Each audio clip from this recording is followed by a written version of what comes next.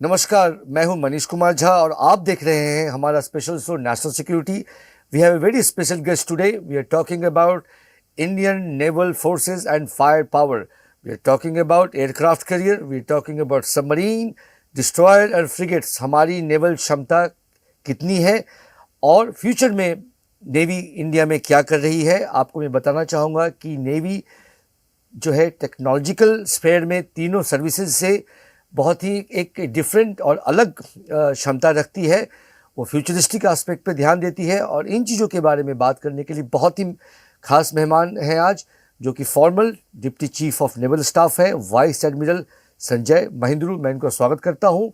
Anyway, thank you Manish, pleasure being here and thank you for asking this question. मेरे ख्याल से बहुत ही ज़रूरी सवाल है और काफ़ी लोगों के मन में ये शंका रहती है कि नेवी किस प्रकार के काम के लिए, किस रोल के लिए बनी है। इतनी बड़ी जो हमारी नेवी है, बल्कि इंडियन ओशन में सबसे बड़ी नेवी हमारी ही है। तो ये नेवी जो है ना, it's like it's an instrument of political will firstly, and it covers a large spectrum. It starts from the combat role or the military role down to what we call benign role, जहाँ पे हम जो है शांति को और अमन को बनाए रखते हैं। तो नेवी के 4 प्रकार के रोल रहते हैं normally. One is a military role, जहाँ कॉम्बैट, जहाँ पे लड़ाई हो रही है, हम दूसरे के शिप्स को डुबा रहे हैं या उनके पोर्ट इंफ्रास्ट्रक्चर में अटैक कर रहे हैं, उनके लैंड में फ्रॉम सी अटैक कर रहे हैं, या न्यूक्लियर डिटरेंस जो सबमरीन के थ्रू, वो that is the military role of the navy. दूसरा रोल जो नेवी का जो बहुत ज़रूरी है, जो पीस टाइम में नेवी करती है, वो है डिप्लोमेटिक रोल। डिप्लोमेटिक रोल जैसे अभी आईएफआर हमारा ख़त्म ही हुआ है पिछले हफ्ते, आईएफआर मिलन, 70 से ज़्यादा नेवीज़ यहाँ पे आई हैं। उसी प्रकार हम दूसरे देशों में जाके अपने देश की शक्ति उनको दिखाते हैं। शायद ये सबसे बड़ी एक्सरसाइज थी, वन ऑफ द बिल्कुल biggest exercise in the world, in one of the largest in the world. Now when we hear that India is becoming a big power, how do the people, let's say in the Indian Ocean or in the Southeast Asia or in Europe, come to know? A navy going there and showing itself in an Indian made ship with Indian made weapons is a clear demonstration कि ये देश जो है अब इस उन्नति के या इस टेक्नोलॉजिकल डेवलपमेंट के स्टेज में पहुंच गया है। ये डिप्लोमेटिक रोल है। Diplomatic role can also be coercive. कोई हमारी बात ना मान रहा हो तो मैं 10,000 मील, 8,000 मील दूर भी अपनी शिप, सबमरीन, एयरक्राफ्ट कैरियर भेज के, जब तक मैं उसके बाहर 12 मील से ज़्यादा उसके तट से दूर रहूं, वो मुझे कुछ नहीं बोल सकता, because it is international water.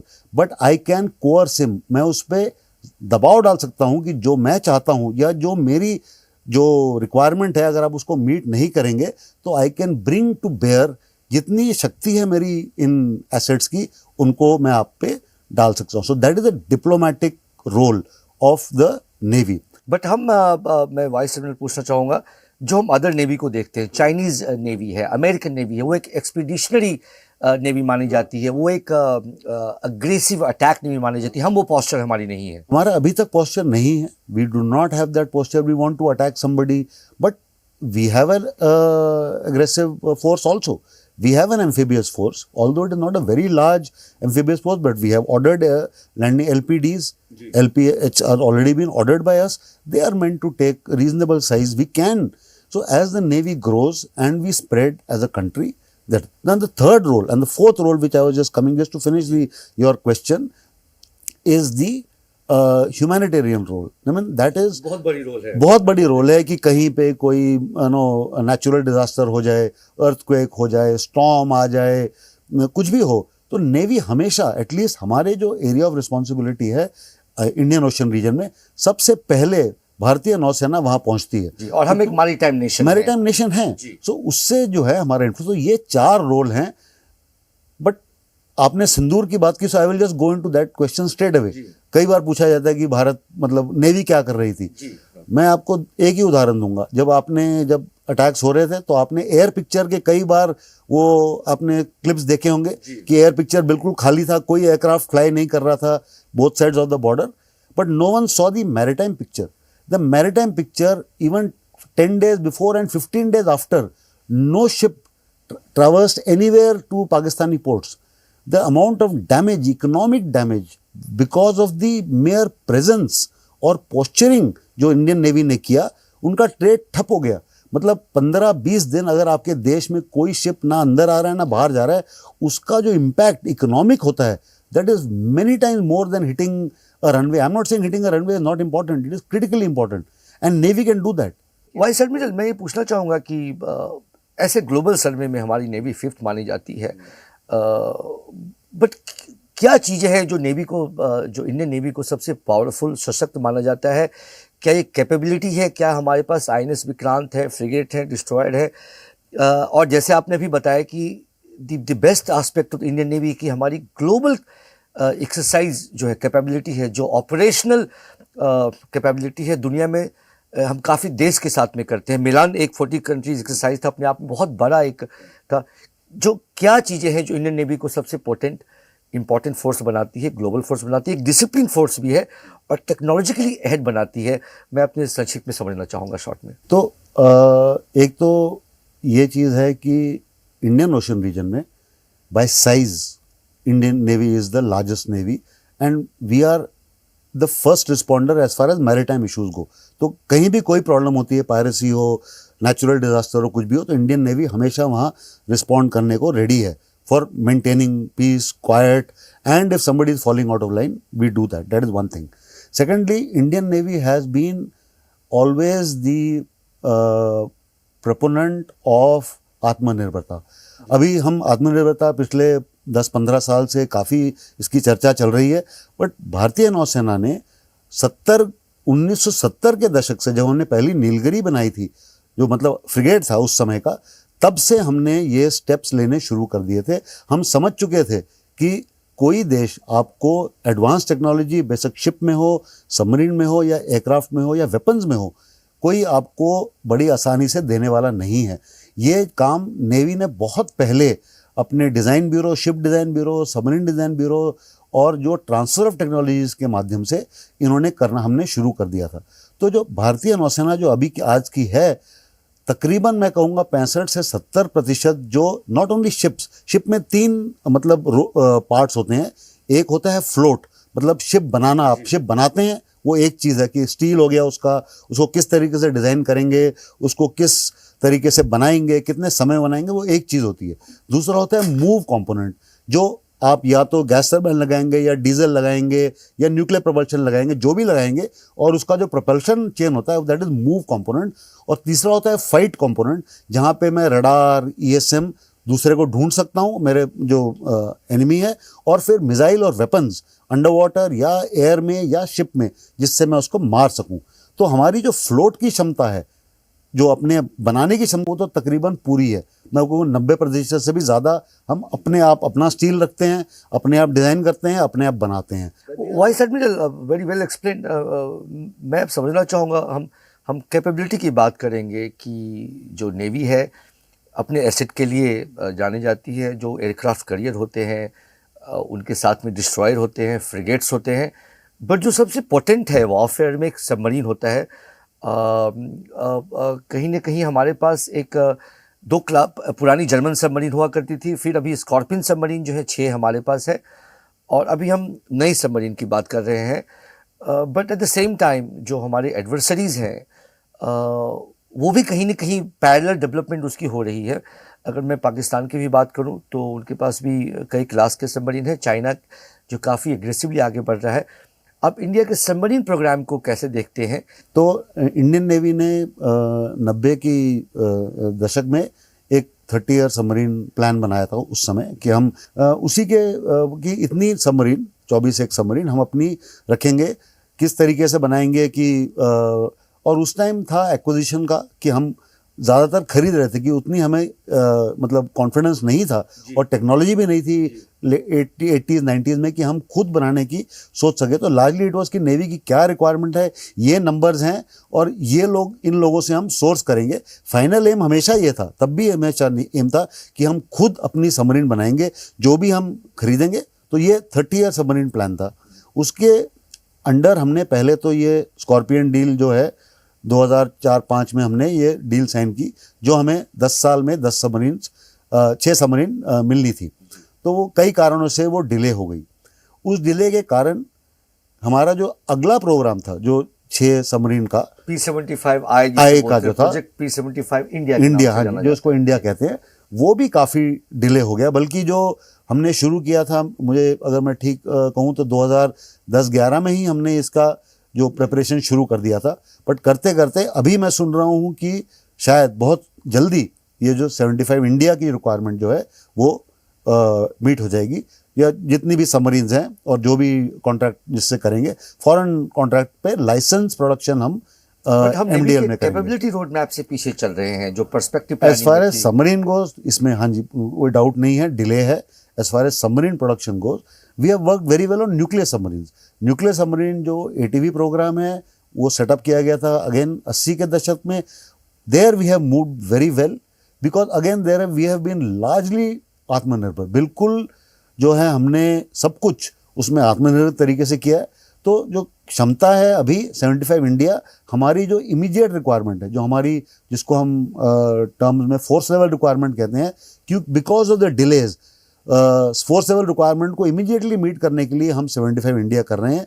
But I am confident that उसके बाद जिसे हाँ जो इंडिजिनस कन्वेंशनल सबमरीन प्रोग्राम है, जिसे मतलब नेवल टर्म्स में प्रोजेक्ट 76 कहा जाता है, वो भी बिल्कुल इमीडिएटली उसके बाद वी विल लॉन्च इट।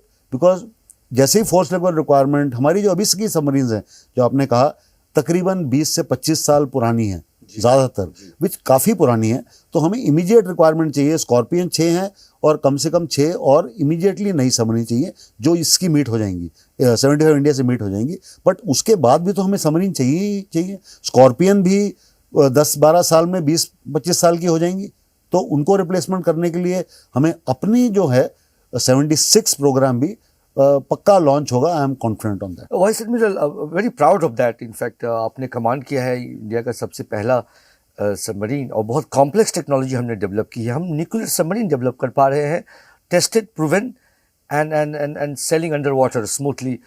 अगर हमारी क्षमता यहाँ तक है तो हम कन्वेंशनल सबमरीन क्या फुल्ली इंडिजिनस डेवलप कर पा रहे हैं। जो मैज़ेगन डॉक है उसने 6 बनाए हैं, बट फिर भी शायद कहीं ना कहीं हम फॉरेन कोलैबोरेटर्स की तरफ देख रहे हैं। तो क्यों ना हम fully indigenous submarine conventional diesel electric से बोलते हैं इंडिया डेवलप कर सके बिना किसी फॉरेन पार्टनर्स के। क्या हम कर सकते हैं? क्या हम सक्षम है?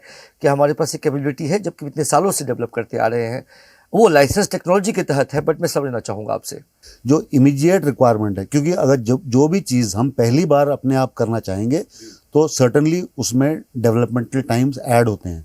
पर हमारी अभी की रिक्वायरमेंट जो है वो फोर्स लेवल अर्जेंट रिक्वायरमेंट है। तो इसीलिए ये पहले तो मैं ये कहना चाहूँगा कि मुझे कोई मतलब डाउट नहीं है कि हम अपने आप देश के अंदर सक्षम हैं कन्वेंशनल सबमरीन बनाने में, उसमें कोई डाउट नहीं है। पर चीज़ ये है कि हम पहले क्या चाहते हैं, पहले ये चाहते हैं कि मेरी जो अगर अभी कोई मुझे ज़रूरत पड़े तो मैं अपनी सबमरीन्स की जो कैपेबिलिटी है, फोर्स लेवल है, वो मैं मेंटेन रखूं। और उसके इमीडिएटली बाद देयर इज़ नो डाउट कि अगर हम न्यूक्लियर सबमरीन बना सकते हैं तो कन्वेंशनल सबमरीन तो बड़े आसानी से बना सकते हैं और बनाएंगे, उसमें कोई डाउट ही नहीं है। बट जैसे ही हमारी इमीडिएट रिक्वायरमेंट मीट हो जाएगी, I am confident that the navy and because I am out of the uniform now, navy and ministry of defence are fully seized of the requirement and they will immediately then take on the next project of 76 conventional submarine, and that will also include the indigenous AIP, that means the fuel cell capability that we have developed already. DRDO has been highly successful in making the AIP technology, which we will first try in the Scorpion. जो Scorpion submarine हमारी already हैं, पहले उनमें हम मैं बताना चाहूँगा vice admiral, AIP is air independent propulsion system. ये एक बहुत यूनिक और नई टेक्नोलॉजी है जो इंडिया का DRDO ने डेवलप की है, और ये ट्रायल फेज में है, जिसे हम स्कॉर्पियन या कलावरी क्लास जो सबमरीन है उसमें डालना चाहेंगे, और ये बड़े रूप में जाएगा फिर जो सबमरीन है करके। तो मैं ये भी पूछना चाहूँगा कि एक सबमरीन हमारा बहुत एसेट है जो कि हम ट्रैक पे चल रहे हैं। P-75 होने वाला है, P-76 भी जो है आगे बढ़ रहा है। अगर हम मॉडर्न वॉरफेयर की बात बोले तो नेवल वॉरफेयर भी चेंज हो रहा है। हम जिस तरह से UAVs की बात बोलते हैं, ड्रोन्स की बात बोलते हैं, वो अंडर वाटर सिस्टम जो है अपने आप में एक नई रिवोल्यूशन ला रहा है मिलिट्री में। वो स्टेल्थ होता है, उसमें मैन की ज़रूरत नहीं पड़ती है और वो काफ़ी डिफरेंट तरीके से वॉर को इन्फ्लुएंस कर सकता है, सर्विलेंस कर सकता है। क्या क्षमता है हमारे पास अंडर वाटर सिस्टम की इंडिया में, और कहाँ गैप है, हम कैसे इसको और आगे स्ट्रेंथन कर सकते हैं, इंडियन नेवी कैसे अपने एसेट को बढ़ा सकता है इस डोमेन में? तो अंडर वाटर अनमैन्ड वेसल्स यूयूवीज काफ़ी नई टेक्नोलॉजी है। सारी दुनिया में सबसे बड़ी यूएस नेवी से लेके चाइना सब लोग अभी इसकी डेवलपमेंट और ट्रायल स्टेज में है। आपने सही कहा कि इसकी पोटेंशियल है इस टेक्नोलॉजी की कि ये नेवल वॉर को, नेवल डोमेन की वॉर को काफ़ी सब्सटैंशियल तरीके से चेंज कर सकती है। इसमें कई चैलेंजेस भी हैं। एक तो आप कम्युनिकेशन इसमें बहुत बड़ा चैलेंज है एक तो, क्योंकि आप अंडर वाटर किसी भी वेसल के साथ, स्पेशली जो मैन ना हो, उसको आप बात कैसे करेंगे उससे। अंडर वाटर कम्युनिकेशन हमेशा एक डिफिकल्ट रहा है। सबमरीन के साथ भी कम्युनिकेशन जो है एक खास तरीके से होता है, तो वो एक इसमें चैलेंज है। दूसरा जो है, इसमें वेपन डालेंगे तो कैसे डालेंगे, कैसे उसकी अश्योरेंस होगी कि ये ठीक समय पे हमारे इमीडिएट कहने पे, तो कम्युनिकेशन जो है एक बड़ा इसमें गैप है।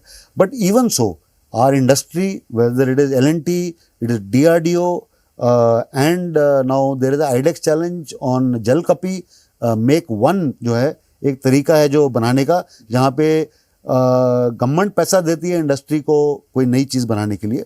उसमें जलकपी जो हमने डिज़ाइन बनाया वो भी ऑलरेडी बना रहे हैं हम लोग। तो हम टोटली फोकस्ड हैं इसमें। जलकपी का डिज़ाइन नेवल डिज़ाइन ब्यूरो से आया है? हाँ जी, डिज़ाइन नेवल डिज़ाइन ब्यूरो ने दिया और Indian industry under funding of the government उसको बना रही है। बट ये चीज़ें, जैसे मैंने कहा, जब भी हम कोई चीज़ पहली बार करते हैं, उसको पहली बार डेवलप करते हैं, उसमें समय लगता है। तो इसमें फिर अब क्या किस्म के सेंसर लगेंगे, इसको हम कहाँ यूज़ करेंगे, कैसे यूज़ करेंगे, क्या ये हम उसको दूर भेजेंगे इंटेलिजेंस कलेक्ट करने के लिए, या उसको हम पास अपने रखेंगे ताकि हम ये अश्योर कर सके कि किसी एनिमी की सबमरीन हमारे पास नहीं है, किस रोल में यूज़ करेंगे। तो ये लर्निंग कर्व होगा अगले 5-7 साल जो है, इसमें बहुत स्टीप लर्निंग कर्व होगा। सारी दुनिया का है। कई लोग जैसे यूएस तो काफ़ी मतलब हज़ारों मिलियन डॉलर इसमें। तो आपने बोला बहुत इम्पोर्टेंट रोल प्ले करती है। क्या इंडियन नेवी इसको अपने पर्सपेक्टिव प्लान के एज ए कोर एलिमेंट के रूप में देखती है अंडर वाटर को बाकी एसेट के साथ में, या इसको एक सप्लीमेंट्री, एक सपोर्ट सिस्टम के रूप में देखती है इस टेक्नोलॉजी को? बिकॉज जैसे आपने बताया, एक सबमरीन, एक एयरक्राफ्ट कैरियर या फ्रिगेट बहुत कॉस्टली होता है, बट एक अंडर वाटर रोबोट जो अनमैन्ड सिस्टम बोले, वो इजीली बनाए जा सकते हैं, बहुत कम कॉस्ट में, बहुत इफेक्टिव होता है। शायद कॉम्बैट कैपेबिलिटी ना हो, बट वो ISR जिससे इंटेलिजेंस, सर्विलेंस, रिकॉनेसेंस कर सकते हैं, वो कर सकता है। क्या वो रिप्लेस करेगा हमारे ISR इंस्ट्रूमेंट को? क्या वो सबमरीन को रिप्लेस कर सकता है वो फ्यूचर में? अभी मनीष, अभी समय लगेगा इसके लिए कि फुल्ली रिप्लेस कर सके। सर्टनली चीपर होगा, सर्टनली उसमें फ्लेक्सिबिलिटी ज़्यादा होगी, मतलब तो बट अभी इमीडिएटली मुझे नहीं लगता कि कैपेबिलिटी है दुनिया में कहीं भी कि सबमरीन को रिप्लेस कर सके फुल्ली। सबमरीन को अभी उसकी उतनी क्षमता नहीं है, क्योंकि जो ह्यूमन बीइंग है वो अभी बहुत ज़रूरी है उसका होना। For many reasons it is important that the submarine is still manned. We are some years away from this total replacement of the this thing. And navy के लिए ये कोर अनमैन्ड, नेवी ने 2021 में अपना अनमैन्ड रोड मैप जिसमें तीनों थे, air unmanned, aerial unmanned, surface unmanned and under water unmanned. तो बहुत ही कॉम्प्रिहेंसिव नेवी ने 2021 में रोड अपना मैप बनाया था और उस पर नेवी चली हुई है, उसी को फॉलो कर रही है, अपडेट करती रहती है, इंडस्ट्री को उस पर बताती रहती है कि हमारा अगर कोई सोच बदलती है। तो नेवी ने अपना जो अनमैन्ड है, specially under water unmanned, navy is fully focused on that, and I would say, and it is a core area, there is no doubt about it. The Navy also understands that the battle of the future is going to be largely in the underwater domain. Vice admiral, एक holistic perspective है जब हम history को देखते हैं और civilisation को देखते हैं, हमें एक कोरिलेशन दिखाई पड़ता है कि जो मैरीटाइम पावरफुल नेशन है, जिसकी नेवी बहुत मजबूत होती है, that country always turns out to be develop और रिच। तो कहीं ना कहीं कोरिलेशन है कि strong naval forces means a strong prosperous nation. तो इसका एक कोरिलेशन होता है। मैं ये कॉन्टेक्स्ट में पूछना चाहूँगा कि नेवी एक अपार्ट फ्रॉम सिक्योरिटी प्रोवाइडर, ये इकोनॉमी में बहुत कंट्रीब्यूट करती है। फॉर एग्जांपल जो हमने INS विक्रांत बनाया है, जो एयरक्राफ्ट करियर है, जो हमने इंडिजिनस बनाया है कोचिन शिपयार्ड में, एक बहुत बड़ी उपलब्धि है। इसमें हज़ारों लोग लगे हैं, इसमें हज़ारों टन के स्टील लगे हैं, हमारी टेक्नोलॉजी लगी है और हमने वो क्षमता कहीं ना कहीं हासिल की है apart from propulsion system. But 60% हम सक्षम हैं बनाने में। हम क्यों नहीं दूसरी इंडिजिनस नेवी एयरक्राफ्ट करियर की तरफ चल रही है? क्या नेवी इसको पुश कर रहा है? और अगर पुश कर रहा है तो ये कहाँ तक ये चीज़ें आगे बढ़ी हैं? और दूसरा पक्ष ये भी करता है कि शायद ये एक बहुत कॉस्टली अफेयर है। अगर हम एक एयरक्राफ्ट करियर डेवलप करते हैं तो हम कई छोटे वॉरशिप डेवलप कर सकते हैं उस कॉस्ट में। आपका क्या पर्सपेक्टिव है? ये इंपॉर्टेंट एस्पेक्ट मैं समझना चाहूँगा। तो एक तो आपने बहुत सही कहा कि there is a direct correlation between the economic growth and power of a country and its navy. We touch briefly, मैंने आपको बताया कि जब तक आपकी सी लेन्स ऑफ कम्युनिकेशन, जहाँ से आपका एक्सपोर्ट इम्पोर्ट, अगर हम उसको मेंटेन नहीं कर सकते तो लोग हमारे देश में इन्वेस्ट क्यों करेंगे? जो हम बाहर जाते हैं, हमारे प्रधानमंत्री जाते हैं, इतने लोग जाते हैं, हम बोलते हैं कि आप आइए हमारे देश में, आप इन्वेस्ट कीजिए तो आपको प्रॉफिट होगा। प्रॉफिट तभी होगा जब हमारे जो पोर्ट्स जो हमने गति के थ्रू इतने जो हमने जो प्रोजेक्ट शुरू किए हैं, उनका एम यही है कि लोग हमारे देश में इन्वेस्ट करें, प्रोड्यूस करें, मैन्युफैक्चर करें और हम उसे एक्सपोर्ट कर सकें। नो, हम अपना भी पैसा डालें, ना कि तो ये तभी रहेगा जब उन्हें ये आश्वासन है कि फर्स्टली हम जो हमारे देश में है हम वो सेफ है और उसको लाना जाना बाय सी एटलीस्ट कम से कम सेफ है, अश्योर्ड है। सो नेवी की ग्रोथ और इकोनॉमी की ग्रोथ पक्का एक ही मतलब क्या बोलते हैं लाइन में चलती है। अगर वो ग्रोथ हो रही है तो नेवी पक्का, आप सारी दुनिया की हिस्ट्री देख लीजिए, यूके को देख लीजिए, जब ग्रेट ब्रिटेन होता था, आप नेवी को देख लीजिए, हाँ बड़ी शक्ति है, सबसे बड़ी शक्ति है। तो नेवी उतनी ही बड़ी हुई है। और चाइना का भी जो सारी फोर्सेस से नेवी भी ज्यादा है ज्यादातर, क्योंकि ये तो मुझे तो कॉन्फिडेंस है कि as India becomes a larger economy we will get this. We have the job of the navy is to master technologies. जैसे हमने एयरक्राफ्ट कैरियर बनाने की क्षमता अपने शिपयार्ड में हमने ये प्रूव कर दिया कि हम बना सकते हैं। कई चीज़ें हमें उसमें से पूरी तरह नहीं बनाए, कई चीज़ें इंपोर्ट की गई। शिप्स बनाने की क्षमता हमने बना ली, सबमरीन, न्यूक्लियर सबमरीन बनाने की क्षमता हमने प्रूव कर ली है। और बहुत जल्द, जैसे मैंने कहा, conventional submarine with AIP with fuel cells, वो भी हम प्रूव कर देंगे। तो जैसे देश बढ़ेगा, जैसे हमारी रिक्वायरमेंट्स वर्ल्ड वाइड होंगी, अपने आप ये चीज़ें आएंगी। एयरक्राफ्ट कैरियर आपने स्पेसिफिकली पूछा, सर्टनली नेवी का लॉन्ग टर्म प्रोजेक्ट चलता है। We call it long term infrastructure programme. Navy उसको हर 10 साल और उसको रिव्यू करती रहती है। भी प्रायोरिटी है वो? बिल्कुल रहेगी नेवी की प्रायोरिटी। नेवी तो हमेशा बोलेगी। और नेवी जो है अपने लार्ज पार्ट ऑफ जो हमारा बजट है, हम उसको कैपिटल एक्सपेंडिचर में डालते हैं। अनलाइक मेनी फोर्सेस जहाँ पे लार्ज जो उनका जो मेजर पार्ट है वो रेवेन्यू, मतलब चलने में, तनख्वाहों में, मेंटेनेंस में चला जाता है। नेवी अभी भी लार्ज पार्ट ऑफ द जो अपना बजट जो हमें हर साल मिलता है उसको कैपिटल में डालते हैं। तो अगर इसी तरह से देश की उन्नति होती रही, हमारा जो GDP बढ़ता रहा, और अगर तब भी नेवी को उतना ही मतलब डिफेंस इतने प्रतिशत जितना मिल रहा है उतना मिले, और नेवी को उस डिफेंस बजट में से जितना अभी मिल रहा है 12 से 14% के बीच में, उतना ही नेवी को मिलता रहे, तो मुझे कोई डाउट नहीं है कि जिस तरह नेवी चल रही है हर 10-10 साल, क्योंकि जो नेवी की जो शिप्स हैं, कैरियर जैसे आप बोल रहे हैं, वो 1-2 साल में नहीं बनता। हर देश जो बनाता है कम से कम 8 से 12 साल लगते हैं इसको सोच अप्रूवल लेके बनने में। वाइस एडमिरल, क्विकली पूछना चाहूँगा, आप SSN और SSBN का कि हमारे पास ballistic led missile attack submarines रहे हैं, क्यों ना हम एयरक्राफ्ट करियर में हम उसकी तरफ आगे बढ़ें? अगर हमारे पास वो टेक्नोलॉजी है ऑलरेडी, हमने एक न्यूक्लियर रिएक्टर एनर्जी जनरेट कर पा रहे हैं, क्या उसको हम एयरक्राफ्ट में रिप्लिकेट नहीं कर सकते हैं? क्योंकि ग्लोबली अगर हम देखें तो चाइना भी कर रहा है, अमेरिका के पास कई हैं, अमेरिका के पास सारे ही वो जो है एयरक्राफ्ट करियर, जो न्यूक्लियर एयरक्राफ्ट करियर हैं, तो क्या हमें उस दिशा में बढ़ना चाहिए? आपकी क्या राय है उसमें? नहीं, जैसे मैंने कहा टेक्नोलॉजी जो है हमारे पास है, न्यूक्लियर नेवल न्यूक्लियर रिएक्टर हमने प्रूव कर दिया है। अभी कुछ कैपेसिटी के हैं, थोड़ी देर बाद हम उससे बड़ा भी करेंगे, वही बनेगा। बट जैसे देश की रिक्वायरमेंट बढ़ेगी, जैसे हमारी इकोनॉमी की रिक्वायरमेंट बढ़ेगी, finally navy is there to protect the maritime interest of the country within our area and further all over the world. when India grows and reaches its final potential, जो भारत देश में potential जो है समय लगेगा, वो साथ साथ बढ़ेंगे। जब रिक्वायरमेंट होगी कि आपका एयरक्राफ्ट कैरियर किसी और महासागर में जाके 6 महीने रहे वहाँ पे, जब आपकी रिक्वायरमेंट होगी, क्यों नहीं, नेवी पक्का हम वो टेक्नोलॉजिकल जो क्या उनको बोलते हैं ब्लॉक्स जो हैं, उनको हम अचीव कर रहे हैं, माइलस्टोन्स को और ब्लॉक्स को अचीव कर रहे हैं। जब आवश्यकता होगी, देश की आवश्यकता होगी, हम पक्का उसको कर सकते हैं, why not. But ISA-2 is there, it will always be there in the Navy's requirement. Navy has certain plans, it will always keep on projecting this. The country and the government of the country has certain requirements, certain constraints. Even the US Navy does not have all the money it needs. तो हमेशा ये रहता है कि navy proposal put up करती है, देश जितना उस समय दे सकता है अपनी समझ में, अपनी रिक्वायरमेंट्स को मीट करके, क्योंकि बाकी देश भी तो अपने आगे लेके जाना है।